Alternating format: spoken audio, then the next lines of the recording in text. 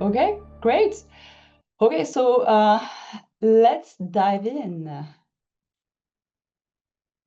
So first, I just wanted to kind of explain a little bit what the Open for Good initiative at UCLA is.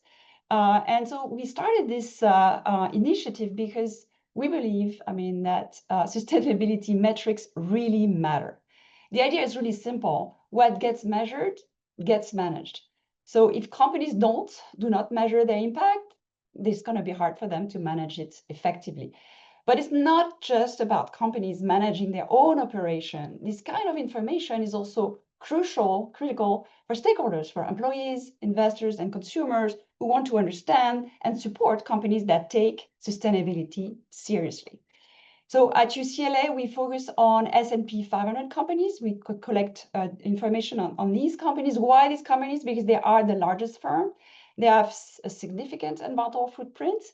And they also have the capacity to lead both in innovation and setting, practices, best practice. So what do?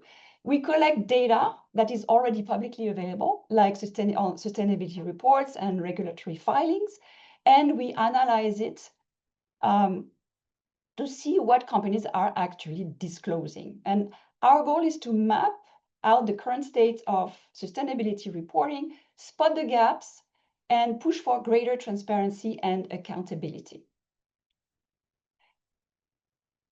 So I want to just take a moment to thank the amazing team that made this work possible, and a huge thank to the students who collected and analyzed the data.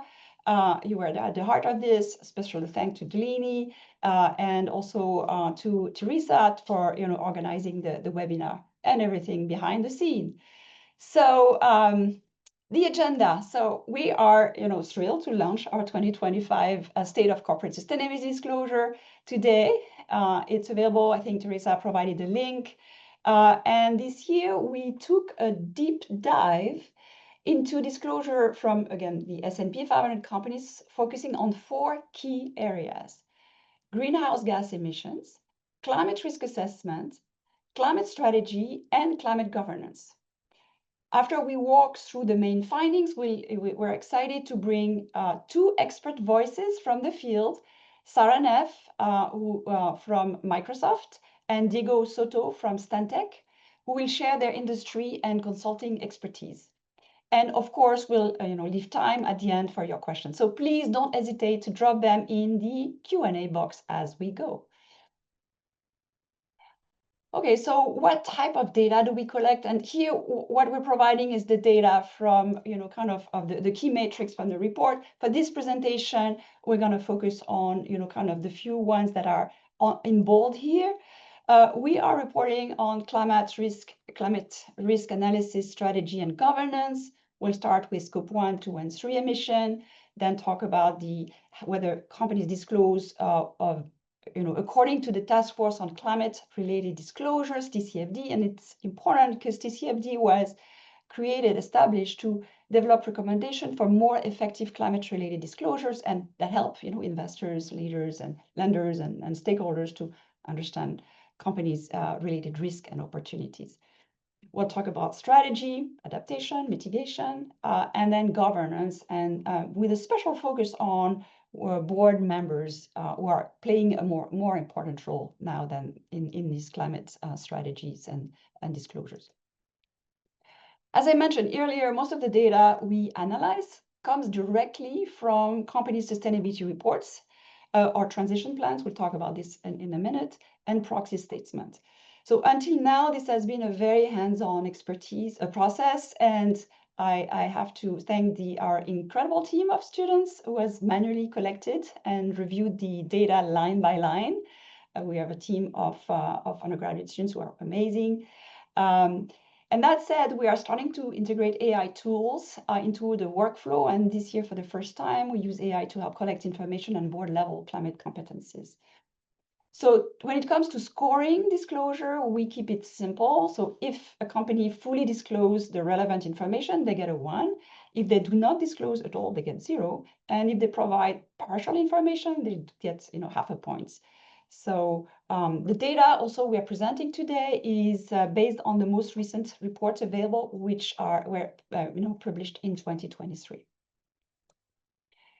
Okay, so first, let's talk about the disclosure of greenhouse gas emission. As you all probably know, but I'm going to just repeat it. Scope 1 greenhouse gas emissions are the direct emission of a company. Scope 2 are the emissions from electricity generated by the company. And Scope 3 is everything else. Emission for both suppliers and consumer. And in many cases where we care about Scope 3 is that because Scope 3 accounts for more than 80 to 90% of a company's total carbon footprint, especially for companies in sectors like retail, consumer goods, technology, and financial services. So we have good news. What we find is that most companies in the S&P 500 disclose Scope 1 direct emissions, and Scope 2 at 89%. So it's 90% Scope 1, 89% Scope 2, an improvement from the previous year where we collected data on.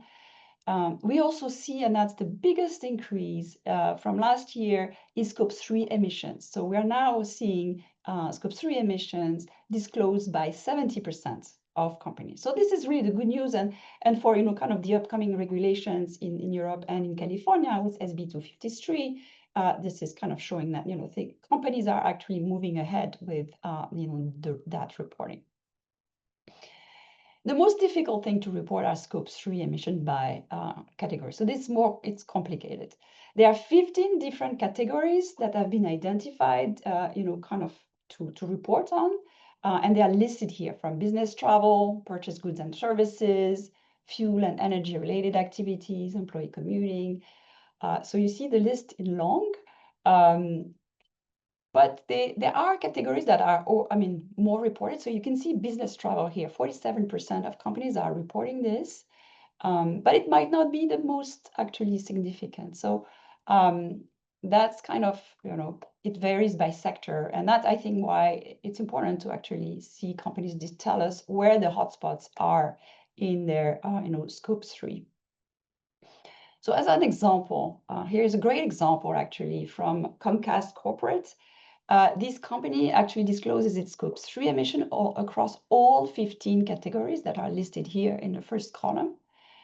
And so you can see that what really stands out here is the category downstream leased assets, which accounts for the biggest chunk, 39% of the Scope 3 emissions.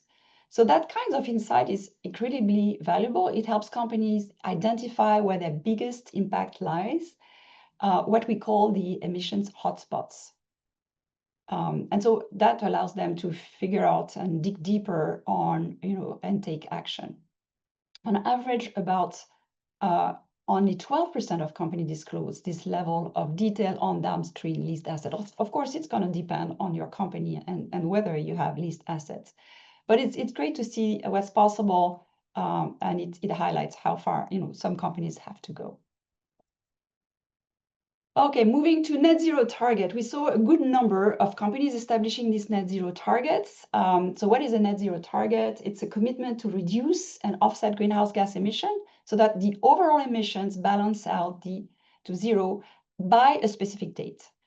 57% of companies have at least one net zero goal, and most of these targets are for Scope 1, Scope 2, much less, as you could see, for Scope 3, with only 30%. Also, a lot of these targets are long-term, 2020, 2045, and we don't see probably as many interim targets to make sure that they are on targets. We see half of them, 44% of them have, kind of interim targets. Okay, so to summarize, like for the first chunk, the climate metrics, Scope 1, 2, and 3 emission disclosure have improved, but maybe there's still lack of standardization on Scope 3, which is a little bit more difficult. Net zero targets have remained in place on the 2023 disclosed data, and have even increased for Scope 3. Okay, so well, we discuss more, and respond to your question in more details later, but now let's move to the risk analysis. So we are going to kind of report on two things, what the Task Force on Climate-Related Financial Disclosure require in terms of, our firm describe their risks, and then describe the physical and transition risk. So first, there are two different types of climate risks. The physical risks, such as flood, drought, wildfires, this can be acute or chronic. And then there are the transition risks, which are the policy, technology, market changes, evolving stakeholder expectation associated with the shift to a low carbon economy. So once we see that, we are going to report on both physical and transition risk. So what are these physical risks? What do companies actually disclose in terms of their physical risks? There's not too much yet, but what we can see is that flood, extreme heat, wildfire, and drought are on the top here, with 30 to 25 and 22% of companies reporting on them.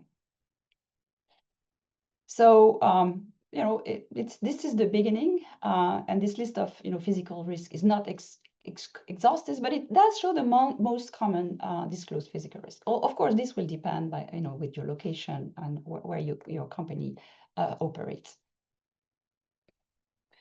What I find interesting is when you compare the physical risk to the other transition risk, companies are more likely actually to disclose on the policy and legal risk, with 44% disclosing on those risks.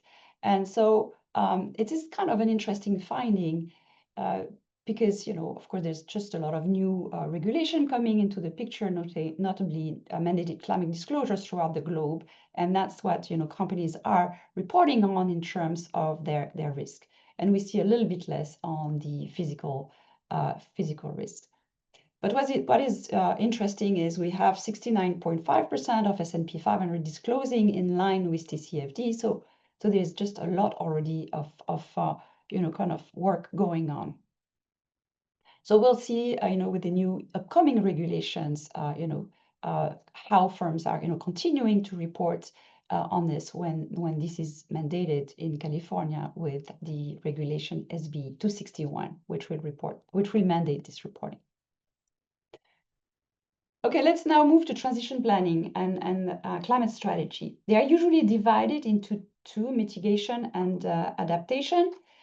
And what we find really interesting is, in this report, we've put a spotlight on climate transition plans.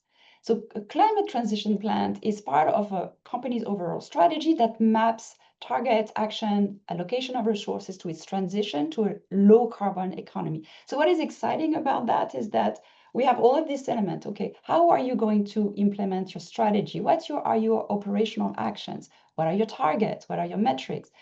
How do you engage with external stakeholders to make this happen? And how do you have oversight, responsibility, and competencies from your board and your management? So firms are starting to put these plans, these transition plans, together as a roadmap on where they are going with all of this information. So we kind of put a spotlight on that. We find that 24% of S&P 500 companies, publicly disclose this climate transition plan. And we see differences between sectors, with utilities, material leading the pack here.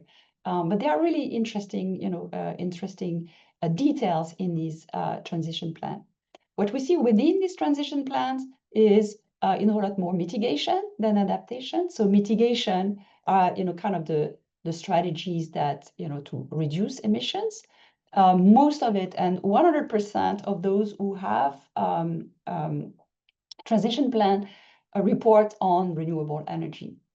That's the most important kind of strategy that is disclosed there. In terms of adaptation, this includes preventative measures, such as I think an example is improved stormwater management from Microsoft, and maybe Sarah can talk more about this as one of these adaptation strategy that Microsoft has put into place.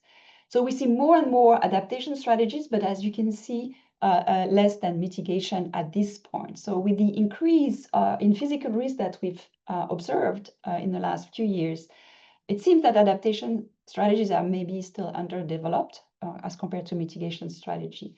But they are not independent categories. You can, it's possible, for example, that you might better insulate your building to adapt to heat. And this also serves, saves energy. So, that type of adaptation strategy might have a good spillover in terms of the, mitigation. So finally, so we'll move to climate governance, which refer to the structure, the roles and responsibility within the company to ensure that climate-related strategies are developed, implemented, and monitored. So what we find here is that a lot of it, 67% is, and that's based on the data from the transition plans. And so they're telling us, well, we kind of share the responsibility between the board and the management. And we have 25% who kind of highlights the board level responsibility. So this kind of highlights really, on top of management, the role of the board. Basically, the majority of companies disclose that board is important in the oversight of implementation of a climate strategy. So what we did, and this one is this data about the board level environmental competency. The question is, if board members are going to be leading, kind of the oversight of climate strategies, how equipped are they to do this? And so what we find is, in our data is that on average, there's still some gaps. So basically what we did here, we looked for, in the kind of bios of the boards on all of these companies, whether they actually talk about their environmental competencies. And this is, education or expertise in, sustainability, environmental policy, climate change, and so on. And so what we find here is that on average, only 7% of board members were identified as having environmental competencies. So, in some sectors, it's good, like utilities and energy. In the utility and energy sectors, the majority of the boards have 2 or more board members with environmental competency. That's what this, kind of says on the left here. But this isn't the case for the other sectors. So we think that this is still problematic since the board is responsible for providing oversight for integrating sustainability into long-term strategy. And so it seems that environmental competencies are key to assess climate risk and build credible strategy. And then I think an interesting finding that we can discuss, next. So what are the big takeaways? First, the good news, disclosure of scope 1, 2, and 3 emissions continue to improve, which is great timing, especially with the upcoming mandated disclosure regulations. We also see that most firms are aligning with the TCFD framework, which is also a step in the right direction. But here's the catch. They tend to report more on policy-related risk than physical climate risk, which we think are just as critical. And so that's something to, look for some progress. And when it comes to governance, climate issues are usually discussed at the board level, but there's still a gap in terms of environmental expertise on those boards. We also are seeing, early signs, as we describe, of climate transition planning, which is encouraging, but many companies still lack cohesive long-term strategy to meet their own climate goals. So finally, the big challenge with all of this is the, climate disclosure remains still pretty opaque, and so we think that there's the need for a little bit more standardization in this area. Okay, so that's kind of the end of the first part of our presentation. So thank you for your attention. And now we will move to the panel discussion with Diego Soto from Stantec. He's the Senior Sustainability Consultant and Sustainable Finance Lead as Stantec, which is a environmental consulting company. So he has a lot of knowledge of what firms are currently doing in the area of sustainability, disclosure and sustainability. And Sarah Neff, at Microsoft. She's partner, general manager, sustainability, cloud operation, and innovation. What a great title. Everybody knows Microsoft. And so we're excited to have you both, discuss this. So I will stop sharing now so we can all be on screen and have a lively discussion. So Diego and Sarah, good morning. How are you doing today? Great. Thank you for having me. Yes, really good. Thank you for having me. So maybe Sarah, if we don't, your microphone maybe need to be a little more, Louder? higher volume. Yeah, higher volume. You're a little low. Is that better? Yes.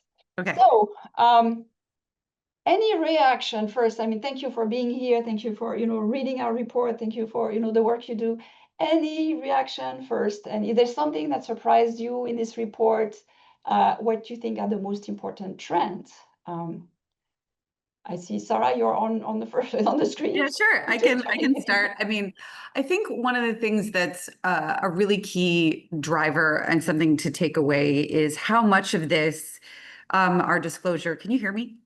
Yes, absolutely. Okay, great. Our corporate sustainability disclosure is not just regulatory, but our customers really need this information. I think there's a misconception that, oh, it's just compliance with laws. Frankly, that's table stakes. We are competing for business with many of our customers, and they demand very, very, very high levels of ESG disclosure to make that happen. And I think and as a result of that, what they're asking is a lot more detailed.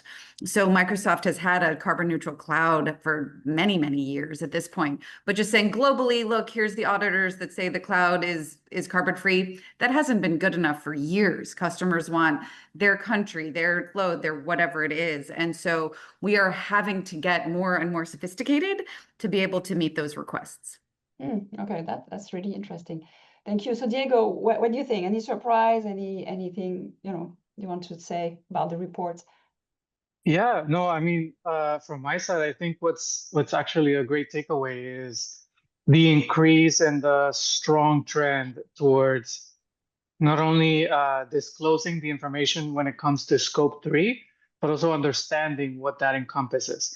And I think that's, as Sarah was saying, understanding what type of data you need and how to incorporate it not only into your overall corporate climate goals, but also the different aspects of your corporate teams and your even governance, which I know it's one of the components that not only was in the report, but something that a lot of companies are thinking about. How do we take these strategies?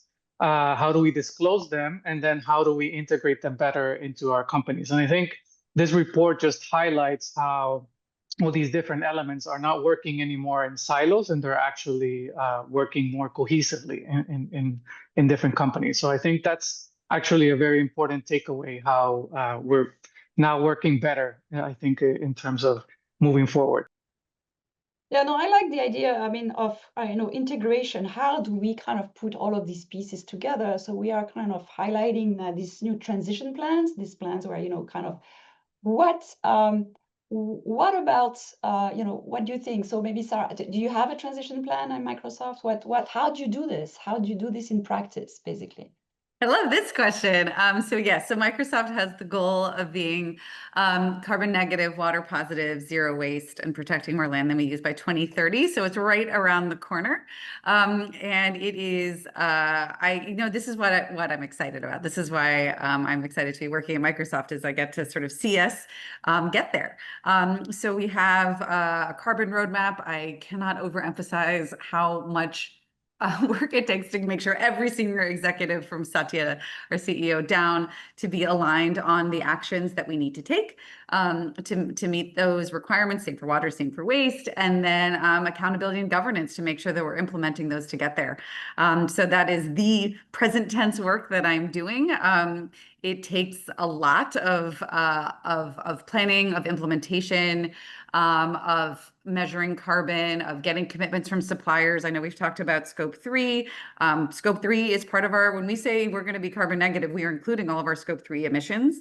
And so that's a lot of work with many suppliers for, the construction team, for, I happen to have the non-construction supplier decarbonization team under me, and all the work that they're doing. So it takes a whole lot, but I'm really excited to see the progress. Happy to talk about some of the carbon reducing initiatives that we're working on right now that I like. We'll get to that, definitely. Yeah.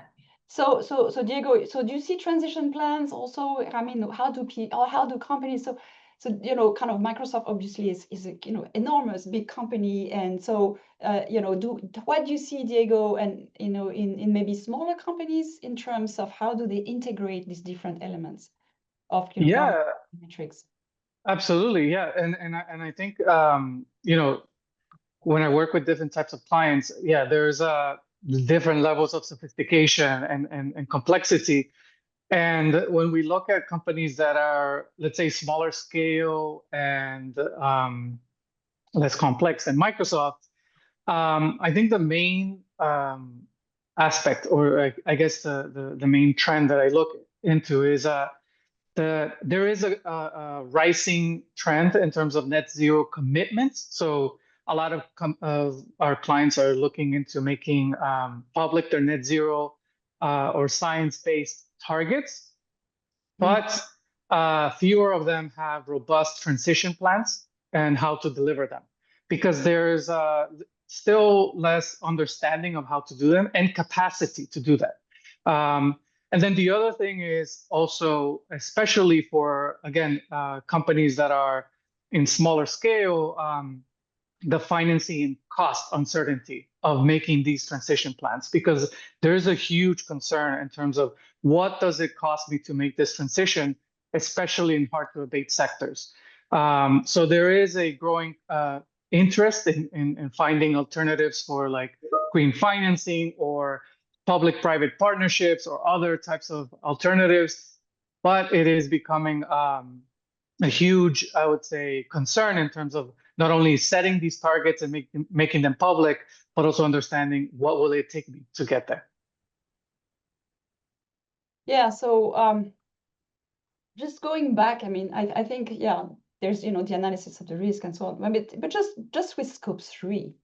So, we know that it's one of the most difficult things, just, in the evaluation of the, of the greenhouse gas emission. So, there are debates on what type of method should be used. And so what is your take on that, Sarah or Stokes? Yeah, absolutely. It is not easy.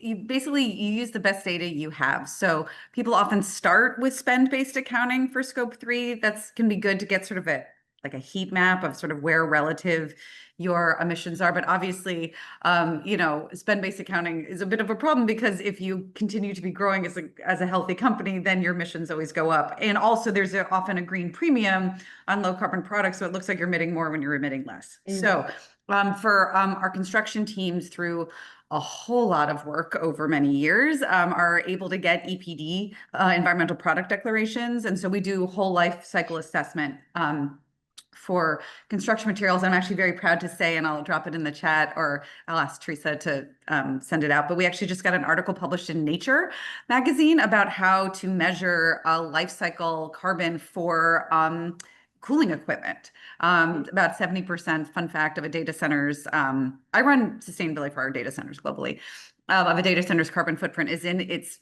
mechanical equipment. And we have very, very little carbon data in that sector, but we have a team working on it, cross-org team, and got this whole methodology published on how to do that. So there's that on the environmental product declaration side. Then we're talking about other suppliers. Again, you start with sort of spend-based accounting, and then you start engaging your suppliers, and you call them up and you ask them what their emissions are.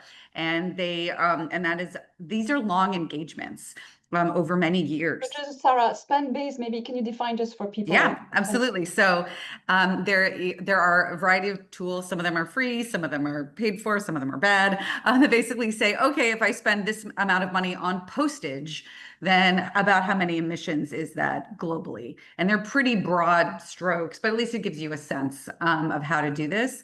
And then the idea is let's try to only do that once to maybe get an inventory. And in fact, not Microsoft, but my prior company published how to go through a whole Scope 3 inventory, which I'm also put in the chat. And then that helps you then sort of narrow down what is in and what is out. A lot of Scope 3, as Maggie knows and Diego knows, is this even in my Scope 3, let alone what are the emissions? And so figuring out what's in and what's out is not easy. So there's a process to go through. And then how do you get the best data? Either through, environmental product declarations, asking suppliers, or some other sort of third-party disclosure. It's a complicated world, but one you should tackle. We can't just give up and say, hey, Scope 3, it's hard, I guess it doesn't matter. You actually have to do the work. Yeah, no.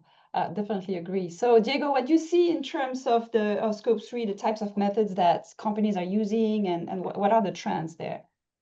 Yeah, absolutely. So I think, as Sarah mentioned, a lot of companies start with that material Scope 3 categories, so like purchased goods or business travel.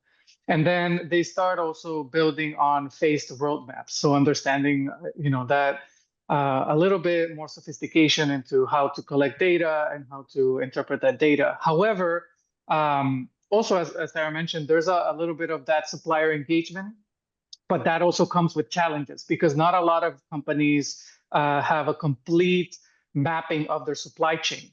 And so what a lot of clients have turned into, they're turning into estimation models or third-party platforms that at the same time helps them not only to educate and engage suppliers, but also themselves, right? So there is a little bit of this transition process in terms of where I've seen clients that are, I would say, very, very well educated in terms of what their Scope 3 is, but more than just their Scope 3, what their supply chain looks like. And then there are others that do not know, so they go into estimation and third-party platforms. But they don't just delegate that information, they're using that as a way for them to educate themselves. So there is, I would say, a challenge, but there is a trend in terms of trying to understand what is better for them in terms of what do they need. And then finally, I think the other thing that I've noticed is that the more disclosure there is about Scope 3, not only in terms of the indicators and the information that other companies are providing, but also in terms of Scope 3 methodologies, right? So a lot of, not every, but some companies are also disclosing what type of indicators they're collecting, what methodologies they're using.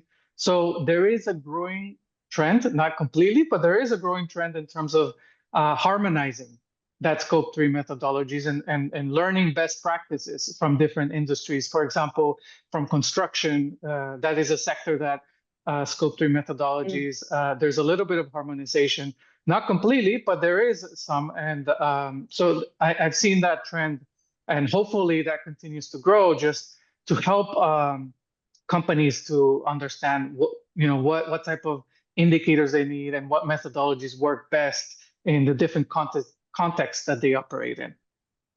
Yeah, I mean, Diego, I think, when you talk about the fact that, that's kind of a way, looking at Scope 3 is often a way to kind of learn about your suppliers and maybe, start to engage on a discussion about the environment that might lead to other things in terms of, kind of a better, kind of collaboration and other savings that could happen through this process. So I think it's important to also note that when you start, in all of these areas, start to think about it and put your head together as a team, as partners with your suppliers, you might find plenty of other, kind of benefits from these discussions. So moving to the risk analysis. So this is a little newer, right? And we're kind of, and how much do companies know how to do this? How do they do this? It's also something that is, we find that, they're starting to evaluate and disclose some of the physical risk, but in fact, really the thing they know much better how to do is to look at the regulatory risk, because that's what they've been doing for a long time. So how do we do that? Sarah, can you tell us how you do this? Who is doing it in your company and how you go about this? Yeah, absolutely. So it takes a village. I'm in charge of sustainability and ESG globally for the Microsoft Cloud. So I have a sustainability team working on all that roadmap and implementation towards the goals that I was talking to you about, otherwise known as a transition plan. And then there's an ESG team. Which for the cloud, which deals a lot with what data do we need? What is the governance around that data? What do we disclose it to whom? In what formats? It's quite complex. So that's for the cloud disclosure. And then there's a central corporate function where we work with them a lot on things like publishing the sustainability report and whatnot. So it takes a lot of sophistication, especially because the world is changing very, very quickly. Oh, yeah. And Microsoft is a very big and complicated company that operates in many countries, all of whom have a slightly different way, it feels like, of requiring information, and customers who have slightly different needs. We're able to protect our revenue and be customer obsessed, which is what we like to say, by giving customers the data that they need. But it's not click a button and it's done. But do you have people who are, kind of knowledgeable of the climate risks, or do you have consultant? How do you get that information, which is a little, different than what I guess you had before. So who is doing Yeah, that? it's full-time employees as well as consultants together who do this. I have full-time staff that do this. I have my global lead for ESG is in Zurich, and she has a large team under her that does this work, and then that's supplemented by the work of sophisticated consultants who are there to solve quite specific, needs within the ESG space. Yeah. Okay. And Diego, what do you find? How do people do this? How do they start? How do they, did they ask you, I guess? Yeah, absolutely. Yeah. So I would say, yeah, absolutely. So as part of my, of our work is, I think if I were to summarize in terms of how climate risk is analysis is seen in a variety of our clients, is that I would say three main elements. Stantec is an engineering firm, so we leverage a lot of that in terms of how we do a lot of the climate risk analysis. And we have seen that clients are actually not only doing this, climate risk analysis in terms of the scenario analysis based on the TCFD aligned recommendations, which is already gaining traction in a lot of not only markets, but also regulations.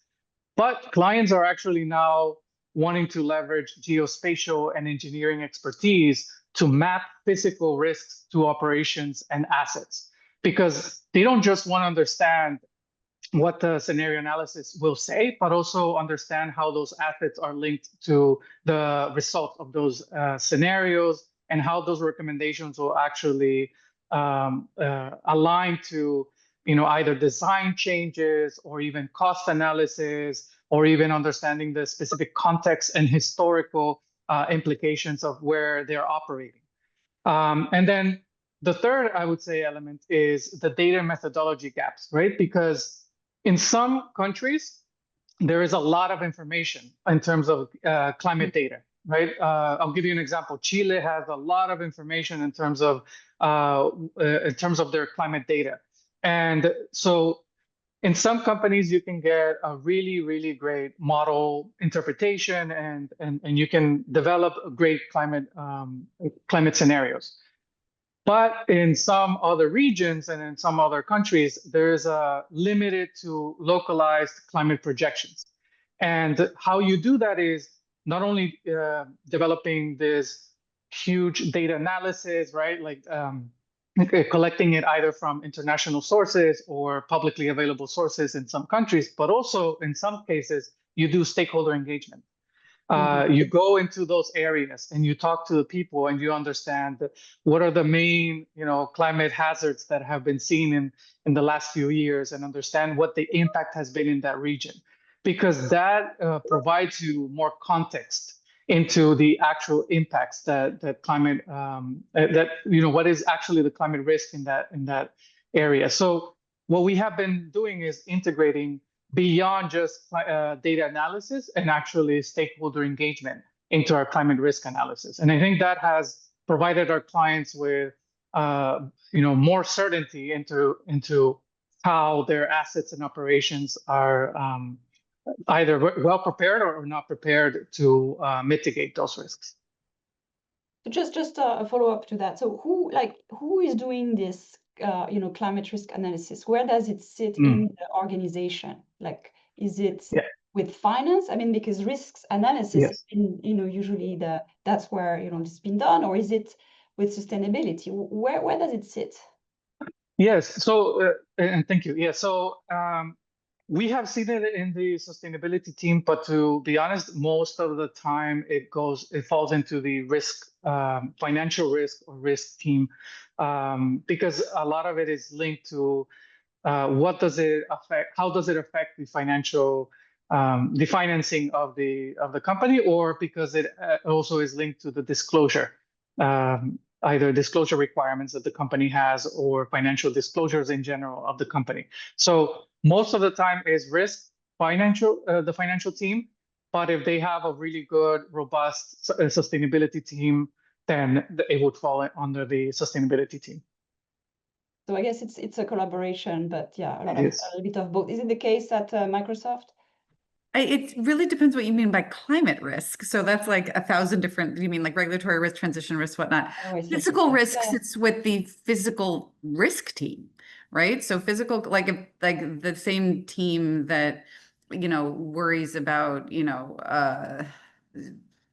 terrorism is the same team that does the physical climate risk, because it's a physical risk to the asset. I sort of think everybody should have the same approach in the sense of like, if it's a physical risk to the building, the team that deals with the physical risk to the building should be the team that plans for it, because they are the people who know how to deal with physical risks to the building. But I will say that I'm only recent to Microsoft, and the I had to be the person who wrote those reports and methodologies at my last two companies, including for large government agencies. And that always felt a little odd to me, like, shouldn't the people who know how to deal with risks deal with the risks? I think it's a novel and it's unclear, which competencies are where it should sit. So that's really if your operations team knows how to deal with, like, so this is from my previous life, like an office, like active shooter, and they have a protocol for that. It's the same thing of what happens in a hurricane. It should be within the same standard operating procedures document. Yeah, so that's about the procedures, but about kind of planning, how often, when, all of that kind of evaluation is kind of different. Just like last one before we move to the question. So board members. So we see board members are not like that, equipped in terms of when they talked, to us about their competencies when they describe themselves. Climate is not one of the things that they put forward. What do you think? So Sarah, like, how do you work? Do you work with the board, or what? I mean, how does that work? And, I don't want to be, I know it's hard to be specific in that case, but for you, I guess. But what's the relationships? How do they get involved? How, are they trained? How do you get them up to speed, basically? Yeah, I'm fairly new. I know that there's a whole lot of education and training that happens with the board, and I think the important thing is that it's a dialogue. I can say, as I serve on the board of a publicly traded company, and it's a robust communication between me and the sustainability lead. In terms, I chair the ethics and governance committee I think it's our job as board members to both be trained and understand what the various climate risks are and opportunities that face the organization, as well as to bring them here trends that we're seeing. You have a board member to be able to say, okay, here's some business trends and risks and opportunities that I'm seeing, and I bring that to you. So I think ideally it's a two-way street. And I am happy to not be the person who talks to the board at Microsoft, because that seems very intimidating. So I don't actually know the details of how that works over here. And Diego, what do you see about board members? What can we do to get them up to speed? Yeah, absolutely. Well, I don't want to give you the typical consultant answer, but it does depend, right? So, I mean, what I would say that typically what I have seen is that boards provide this oversight on broader, strategic sustainability related matters, right? So they do get involved in some companies where let's say they're not as big and complex as Microsoft. But I mean, there are companies where as big that the board, there's a specific either individual or committee within the board that because of their expertise or experience, they do develop a specific oversight over either climate or sustainability related matters. But usually the board, what they do is just provide oversight, and then management then makes the operational decisions in terms of what risks and opportunities and how those risks and opportunities are assessed in the everyday, and then they report back to the board. But in terms of one of the aspects that are mentioned in the report is that in terms of the core competencies and how I think in the report it said that only about 7% of the board members were had any type of competencies in terms of sustainability or climate related experience or expertise.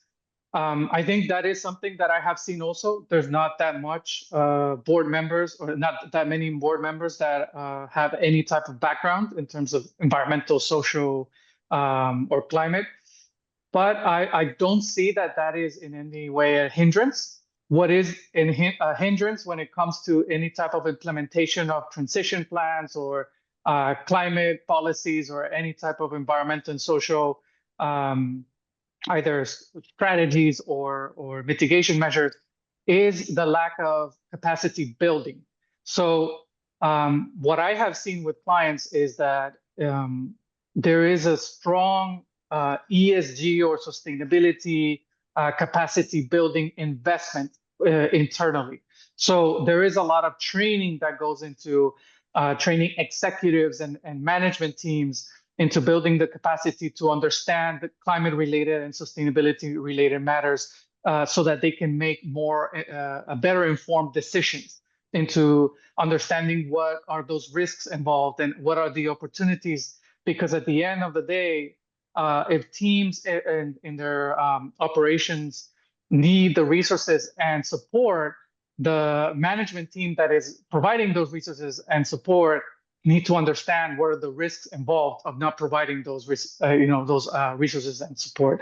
And then finally, by providing this capacity building, there is a better integration of how these environmental, social, and climate risks are embedded into the overall enterprise risk management, especially in sectors like energy and finance that sometimes seem a little bit, let's say, not directly, that don't always have direct impact or control over the environmental and social aspects of, let's say, their own clients or their day-to-day operations. So integrating all these risks is better once you understand and build that capacity internally through either their boards or their management teams. So I would say that capacity building is the stronger or the more important, I would say, aspect of governance. Yeah, and I'll just add, I was recruited to my board because I have had a career in sustainability, and we see more of that, where it's not just, okay, let's, train the existing board members, but when we think about who we want to recruit to a board, I mean, board recruitment is a whole thing in and of itself. And I am seeing companies, I'm not the only one, who have been recruited specifically to provide that perspective. Yeah, bringing this, external expertise is one way to do that. So yeah, we have plenty of questions. Some of them you answered already. There's a question, here about the verification of the information for verification of information for greenhouse gas emissions. So, for example, for Microsoft, do you ask suppliers to have third-party verification? Is it something that you do? And for Diego, the same would be, are you seeing customer requests require proof verification? So what's the verification business here? Yeah, I mean, we meet suppliers where they're at. So we ask for a whole lot. We have a very robust supplier code of conduct we ask our suppliers to adhere to that requires major carbon reductions as well as other environmental and, in the forms of data. But, we know it's a journey. So yes, we do request it and we go through a lot of verification ourselves. So do you have like third-party verification, or is it verification? So how do you do that? I mean, is it like, do you hire someone who does that for you, or you have to hire a third-party consultant to do the verification because otherwise it's a conflict of interest? Yeah. And Diego, what do you see? Yeah, I've seen clients moving towards that. I wouldn't say that it is completely solidified in terms of that every company has been able to provide third-party verification, because there also is different standards that are being applied depending on where you are and what type of information and methodology you're using. So because of that, a lot of companies are deciding in terms of either, what standard are you using, and that becomes almost a verification for them, and then they feel comfortable with just understanding what standard you're using, and then that's fine. But I would say that there is more of that request of, okay, let's start asking for verification by this date, and then implementing that in their supplier agreements and such. But yeah, I think we're not 100% there, but I have seen a growing trend. So there's a question about tech and climate tech. We see a lot of companies also, I mean, for climate risk, starting to kind of get satellites and helping companies to get that information. So what do you think of? I mean, do you see that happening? Do you have good good companies' names that you use that can be helpful in terms of evaluating climate risk, physical risks? Oh, again, it's not my team actually, so I don't. Okay. Do you go Well, anything? well, for us, I mean, some of that information we do it internally in Stantec, right? We're an engineering firm, so a lot of that data we collected through our various teams, and so that's why I was saying in one of the responses in terms of physical risk, that even though I sit in the advisory team, we collaborate with our engineering teams and other subject matter experts depending on the specific needs of our clients, or either an actual engineering or GIS team, and then we use our own systems and other expertise. So a lot of it is done internally in that sense. And Maggie, I'll just add, even though it's not within my direct scope, but in general, sort of where the industry is that for very cheap, you can get a physical climate risk assessment based on your latitude and longitude, right? That just says, okay, you're in a flood zone, you're extreme drought, you're whatever, wildfire, hurricanes, typhoons. And that gives you a pretty broad stroke, but it's a little bit like spend-based accounting, because if you do anything to actually improve it, say you're in a flood zone and you put in your pumps, or you have your bioswales, or you have all this fire protection, or whatever it is that you do for resilience, your latitude and longitude hasn't changed, right? So then so that it's hard to get a sense of improvement, and to do that, then you need and again, I'm not speaking for Microsoft, but I'm speaking for in my previous roles. It's a very expensive assessment done per asset to actually see, okay, do we have, and there's many companies that do this, like Stantec is one, and they do a great job, where where you're actually seeing, okay, did I put the mitigation measures in place? Often that's triggered by insurance, frankly, where you're trying to show, okay, you should, hey, investor, you should still invest in me, even though I'm in a floodplain, because look at everything I've done here, kind of thing. So typically what companies will do is they'll use one of the inexpensive broad brush things to look at thousands of assets. And then for the ones that are at risk, then they'll pay the, additional multiples of money per asset to then look at those, hopefully do interventions, and then show improvement. So that's currently the state of play. I wish it was a lot less expensive to go asset by asset, but you're talking about mechanical plans and architectural plans and structural. I mean, it's complicated. And then those don't talk about things like labor disruption and like all these sort of other transition things, where you can have a building that's perfectly great, but if nobody can work there because they all got displaced, then that is also at risk. And it's hard to balance all that. COVID being a good example, right? Our buildings were fine, and then nobody was in them. No, I think it's really a good point. I mean, it speaks to what we were discussing earlier about the integration, because you can have like very high risks, but a fire. But if you've done everything in your home to be fire, kind of resistant, or your building, then your risk is really much lower. And so it's not just the physical risk itself; it's a physical risk plus the strategies that you've put into place so that's the total risks. And I think we've so far been kind of looking at them a little separately. And the good thing with this transition plan is probably for people to talk to each other and then put them together. So I think we've responded to a lot of the questions actually, and we are almost at the end. Any last thoughts you want to share with the audience? I think I'll just say that disclosure should be seen as an important tool to motivate climate action.